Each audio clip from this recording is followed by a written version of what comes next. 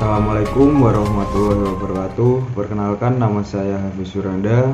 Saya dari kelas KG 1D, nomor absen 11, NIM 31121 Pada kesempatan kali ini, saya akan menjelaskan metode pelaksanaan pemasangan keramik pada dinding. Pemasangan keramik pada suatu bangunan terdiri dari pemasangan keramik di dinding dan di lantai. Pemasangan keramik, lantai, dan dinding sebaiknya pada tahap akhir sebuah proyek untuk menghindari kerusakan akibat pekerjaan yang belum selesai. Hasil akhir pemasangan keramik, baik dinding maupun lantai, sering terlihat tidak presisi. Akibatnya akan terlihat pada lantai maupun dinding tidak lurus atau miring.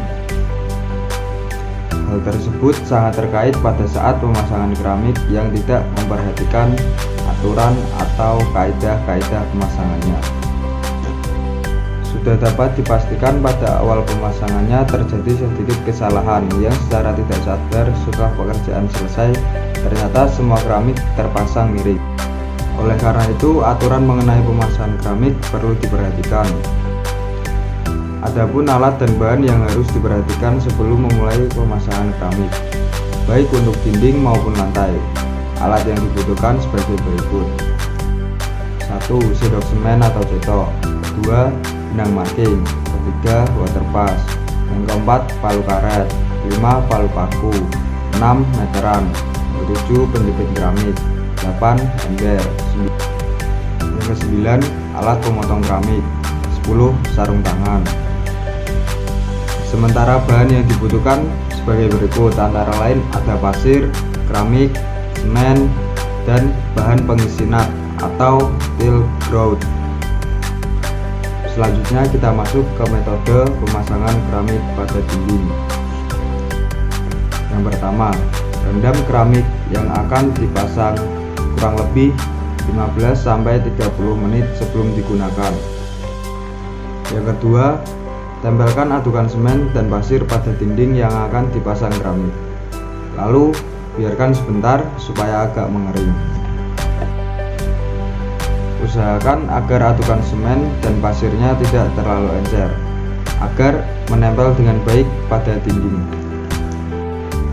Yang ketiga, ketika hendak diletakkan pada dinding, beri kembali sedikit air pada bagian belakangnya. Keempat, berikan adukan semen pada bagian belakang keramik. Ratakan lapisan semen tersebut. Untuk bagian pinggir keramik, jangan diberi semen terlalu tebal, karena ketika keramik ditekan atau dipukul untuk meratakan permukaannya, lapisan yang di tengah akan lari ke arah pinggir dan mengisi ruang kosong tersebut. Yang kelima, letakkan keramik pada posisinya, lalu tekan atau pukul dengan palu karet agar permukaannya sejajar dengan tali atau keramik di sebelahnya. Yang keenam, setelah itu berikan spacer atau patukan besar nut keramik. Bisa menggunakan berbagai macam-macam benda yang kira-kira sesuai tebalnya serta sama ukuran satu sama yang lainnya.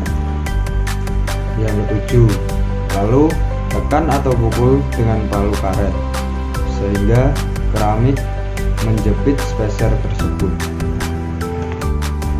Hal ini dimaksudkan agar besarnya nut keramik sama semua atau seragam. Yang kedelapan, isi bagian samping dan bawah keramik agar tidak ada sisa ruang kosong. Agar keramik tidak kosong bagian dalamnya sehingga kuat bila menghadapi tekanan nantinya. Bila bagian tersebut kosong, maka keramik akan mudah pecah. Dan yang ke-9, biarkan untuk beberapa waktu agar adukan semen mengering dan keramik diam pada tempatnya ketika paku tahanan dicabut. Yang ke-10, untuk pemasangan keramik berikutnya, prosesnya mengulang kembali dari atas. Namun, sebelum meletakkan keramik Pastikan bagian samping atau bawah keramik sebelumnya bersih dari gumpalan atau sisa-sisa semen. Hal ini dikarenakan agar tidak ada yang mengganjal di antara kedua keramik dan besarnya nut bisa disesuaikan atau disamaratakan. Saya kira cukup ini yang saya sampaikan. Bila ada kekurangannya mohon maaf. Terima kasih sudah memperhatikan. Wassalamualaikum warahmatullahi wabarakatuh.